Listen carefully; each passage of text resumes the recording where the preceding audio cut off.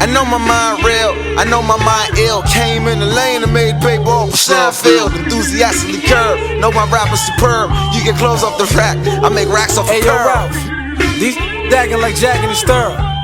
VIP Saturdays, the homie, the dancing bear himself, Superstar J. DJ Self here, and the homie Wale's in the building. Was popping. What up, what up? New mixtape. Give me those. Yes, sir. I love that record. I appreciate it. Give me those. What was the writing process with that record? Tell me where y'all from. That's some shit that we made up in DC, like that came from the Go-Go.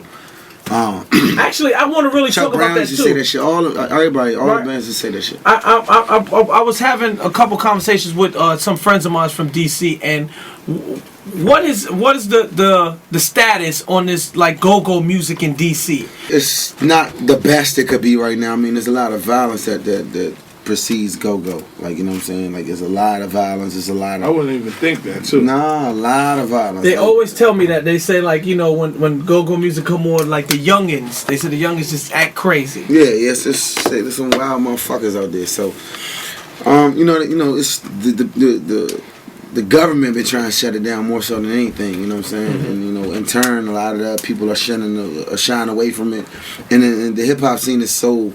It's blossoming so fast now that it's almost like go-go's is losing to rap, where it's been the other way around for the past 15 years. Mm-hmm. Oh. No, on this mixtape, Bad. Every chick probably on their Instagram has that background artwork. Yeah.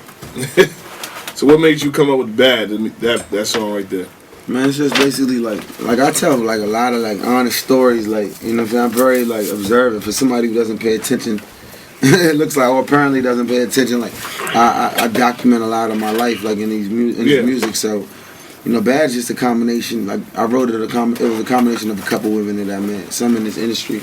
Okay. Yeah. Is it hard for you like to make certain records? Like I feel like, you know, women love your music. Yeah. And then it's like you gotta you know cater to the hip hop heads.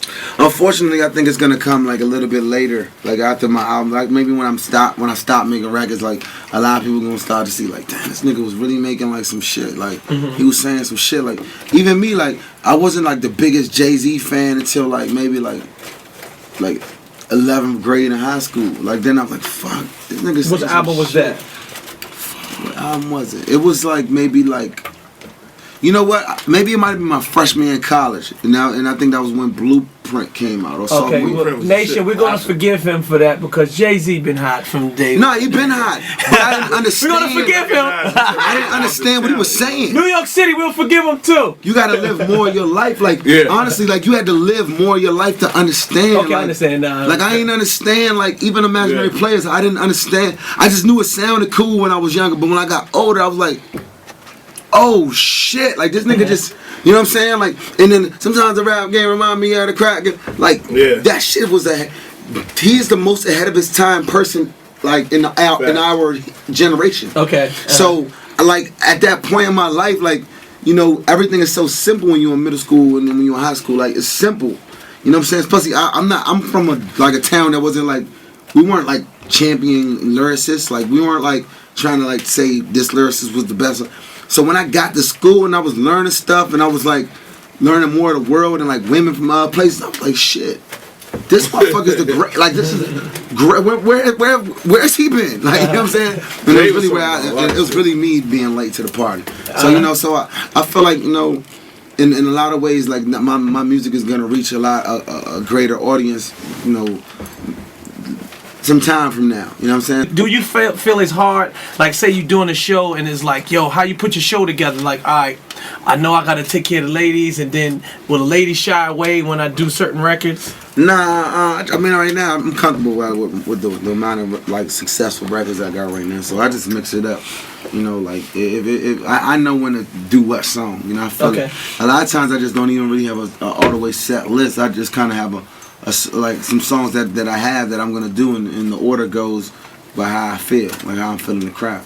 And I always say to self, because you did a ski trip with us. And I was like, you know, Wale is a big difference because he has the Caucasian crowd. Caucasian. You know what I mean? The urban crowd. Yeah. You know what I mean? So I look at it like I can pack up, a whole theater with the Caucasians with Wale. You know what I'm saying? Than other artists that can just pack it up with urban.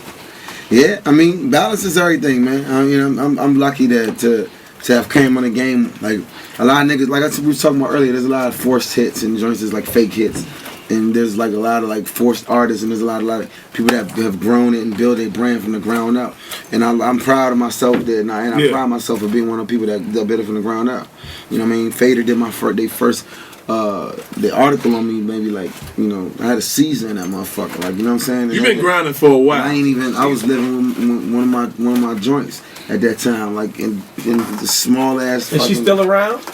Probably got 2 kids from somebody else. Oh, okay. Stripping and all that shit. Whatever, like I was living, you know what I'm saying? I was living in that joint, like I was a regular, like I was.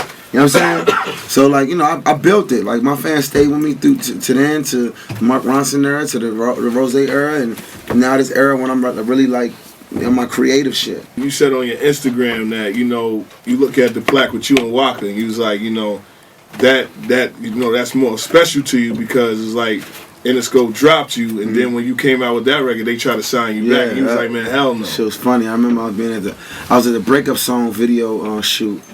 And I was getting a phone call, like the same 310 number I thought was like never gonna call me again. And I was like, yo, you know, I ain't gonna throw nobody in the bus, but they was trying to put me on a whole lot of other people's imprint.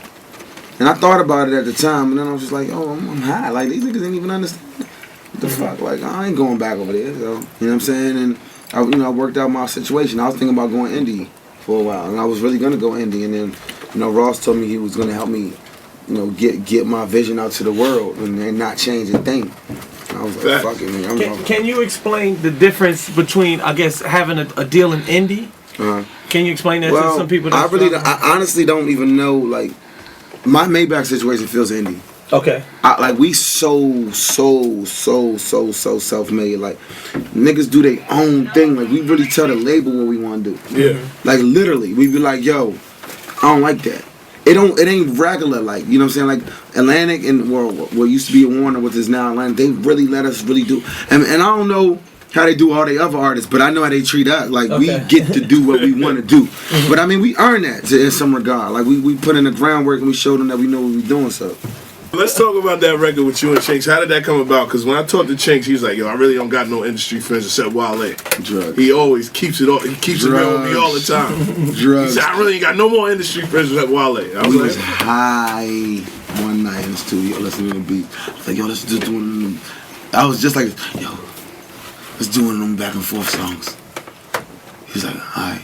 we was just high, feeling the vibe. Like niggas was just like zombies in the studio. We was in there so long, but like the next day when we sobered up and listened to it, like yo, this shit's hot, and we just finished it. How important do you feel is New York to your music? Oh, I mean, New York is one of the last and the first like market that respects lyricism. Y'all respect the pen game. Y'all started it. Y'all invented it. So, you know, my hat always goes off, and my respect is always to like the forefathers, you know, that from New York. You know what I'm saying? I've been signed to a Brooklyn nigga like for 6.5 years now. You know what I'm saying? So I gotta, you know, and he showed me how to get money for real. He was the first nigga to show me how to get money. So I fucks with New York the long way. And I just feel like some artists now, like you know, if they feel like if they can't pop in New York, they really don't care. So what? You know, I got all the southern regions, and then I can go to the West Coast, Midwest. It's still a mecca. It's still a mecca for hip hop, man. You always want to be accepted by New York. It's just the fact. You know what I'm saying? You always want, like, that's what you do it for. Like, you ain't learning around from no, like, you might learn around from a southern nigga at this point, but like, you didn't, that person didn't learn around from no southern nigga. Like, this is who started it all. What was that New York artist when you were coming up that you was like, damn, I need those type of bars? When I started getting in the art of the word part of it, because I mean, I always been like, you know what I'm saying, like, but I was always like Black Thought, you know what I'm saying, like, and I like, even as a young, like before, like I even got into the lyrical part of it. I used to love the way like Q-Tip sound, like as a kid, man. Just like I just from as a Queens, kid. bro. You know what I'm saying? But like once I got into that shit talking shit, like in that flashy, like Hove, like all the way, Hove. Being from DC, is it like kind of hard? Like, all right, now it's like y'all the gateway from the north to the south. Do you feel that way? First of all, Yeah. So is it hard? Like, you know, I'm gonna start making some songs, but I gotta sound like this or I gotta sound like that. You know what? That might be like my gift and my curse. Like just being in the middle. Like nobody knows if I'm a southern artist or up north. What do y'all think? I'm a north artist. I think you're up north artist to me. Yeah, more. I don't So you get think the you look southern. at DC and Philly like the kind of the same thing? Yeah. Mm-hmm. And Baltimore, and then what? Virginia's the South. So you think Pusha's up north? No, we'd say maybe North Carolina and down. Right. Is the South. That's how we would say that. Pusha would be up north. Now I'm gonna tell you for a fact, like you go to north, that's you in the country. If you go to where Pusha from, you in the country, like you bring the real. Yeah. Cause I play ball at Virginia State, so like it's real. Like Oh, you nice. Geechee, like go to like the literacy rate in Petersburg. Go look that joint up once. Yeah. Like on some no bullshit. Explain the word Geechee just in case. Nah, it's Geechee's like when you stunting, getting like super ignorant, like. This Geechee. Oh, we say Gwinnett. I just be like. That's what we say. We say Gwinnett. If I put one more chain, on, if I threw one more on, just because, that means I'm getting Geechee. Like You're getting Geechee on it. So when is the album coming out? June 25th. June 25th? Yes, sir. And the single? A single out right now. Bad, a single. You already know what it is. Uh-huh. It's shooting up the charts. I'm excited about that. I'm going to apologize to you and to Ron. When I first heard the record, I was like, nah, man, this nigga with this fucking love shits again. But I said the same thing. But I'm gonna be honest with you. Like, you know, maybe like a week later, you know, yo, you got that bad record. I said, let me take another listen to this record right here. You know what I'm saying? So I'm going to apologize to you because I can be wrong on certain records. So I definitely going to apologize. I've been wrong a couple times myself, man. But that specific record, I 100% knew. I thought it was too slow at first. I was like, yo, this is slow shit. Chicks love this fucking record. But yes, absolutely. It's nostalgic. It's nostalgic. It feels like something that's been like, a feeling that you felt before. That's what I think so. But like I said, man, I'm all about balance. Like I believe in MCing, you know what I'm saying? And Back-to-back records, baby. I plan on delivering. And who's the girl singing on the record? Tiara Thomas, yeah. That's your artist? Yeah, that's my artist. Okay. I'm showing niggas how to break artists for real. You know what I'm saying? Like that's one thing I got in common with Rose. Message. Nah, a lot of these niggas get break. Kid. A lot of these niggas just be having artists just to say they got artists. Like I'm breaking them. I'm gonna show you how to do it real quick. I feel like what's the label imprint? Young Exact, man. We going to announce. I'm gonna announce everything in a big old press release this week or next week.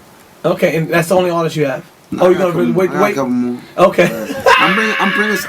Well, you gotta get 5'9" album too, man. Before the year's over, I'm bringing a couple. I got you. Don't worry about it. I'm bringing a couple of artists from.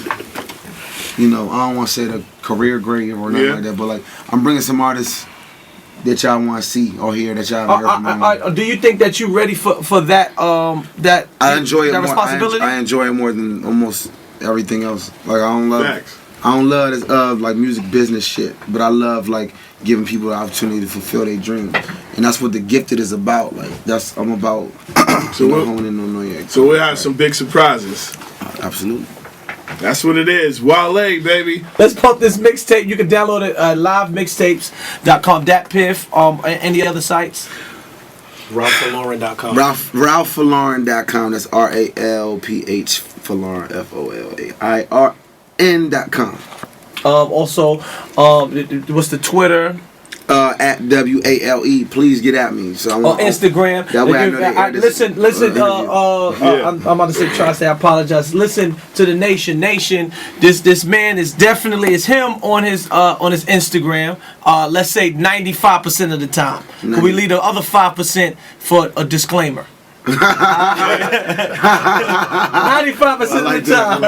So it's definitly him on his Instagram. And Instagram it's like 2 of them I see that actually. Nah, it's just I forgot my old password and I don't know how that happened, but I forgot that.